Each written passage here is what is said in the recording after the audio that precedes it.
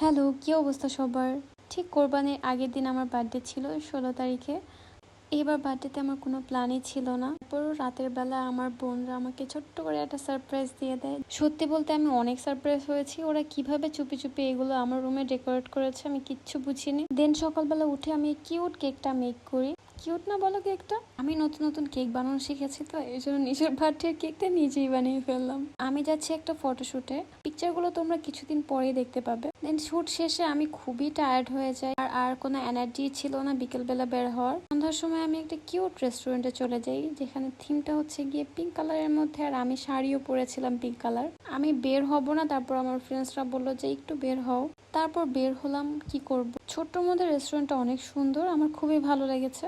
বিশেষ করে ওদের ইন্টেরিয়র ডিজাইনটা অনেক কিউট। আর আমি সারাদিনে কিছু খাইনি, আমার এত ক্ষুধা পেয়েছিল আমি সাথে সাথে এসে অর্ডার দিয়ে ফেলেছি। যেহেতু এবার আমার কোনো